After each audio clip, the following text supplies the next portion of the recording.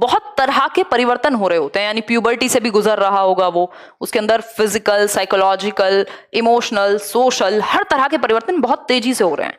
इसीलिए इसको transitional period या परिवर्तन का काल कहा गया है कि बहुत तेजी से परिवर्तन होते हैं लगभग हर तरह के। हार्मोनल रश इतना है कि मम्मी पापा भी अच्छे नहीं लगते हैं, लड़ाइयां होती हैं बहुत ज्यादा। क्यों? क्योंकि उसके अपने अलग विचार बन रहे हैं, उसके अपने अलग थॉट प्रोसेस चल रही है, माँ बाप की थोड़ी पुरानी है या जो भी है उनकी थोड़ी स्टेबल है, तो दोनों के बीच में टकराव भी होता है।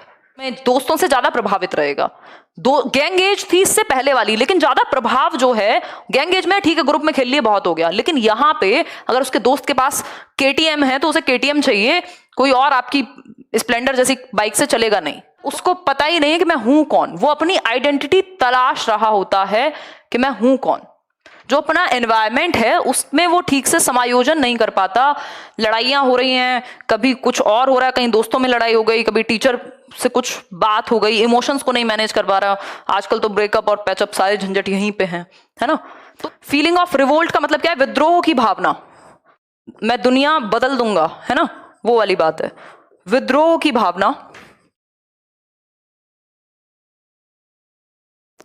मेरे मन की होगी नहीं तो घर छोड़ के जा रहा हूं, 2 दिन बाद वापस आएगा, खाना नहीं मिलेगा, है ना। तो फीलिंग ऑफ रिवोल्ट,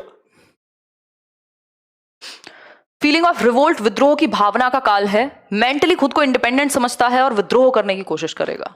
ठीक, हर एक बच्चा यही करेगा जरूरी नहीं है, बट ये जनरल प्रॉब्लम्स हैं इस एज की।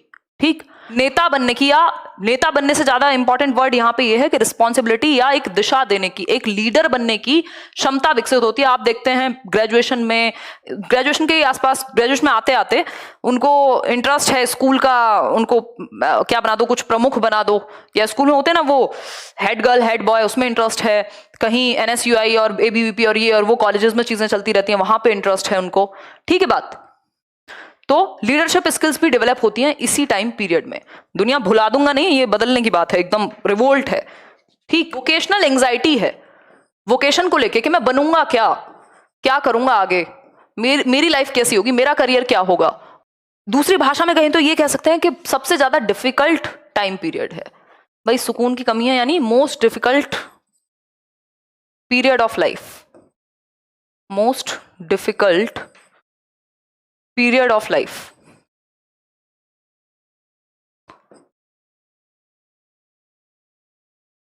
ठीक, ऐसे मैं 21 साल की थी जब मैं ऐसे सर को बोलती थी, एक सर हैं अपने दीपक सर, तो उनको बोलती थी मैं किसी बात पे, हम डिस्कशन करें, मैंने सर मुझे लग रहा है मेरा एडोलसेंस खत्म नहीं हुआ अभी, किशोरावस्था गई नहीं है अब। कह रहे बेटा किशोरावस्था तो गई है अब।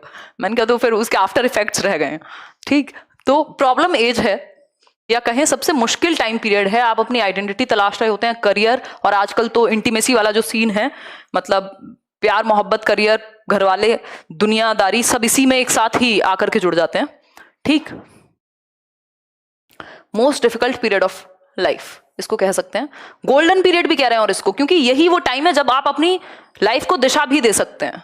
ठीक है बात, यही वो टाइम है जब आप अपनी लाइफ को दिशा भी दे सकते हैं। स्प्रिंग सीजन भी कहते हैं कई लोग इसको, स्प्रिंग सीजन भी कह देते हैं कई लोग इसको।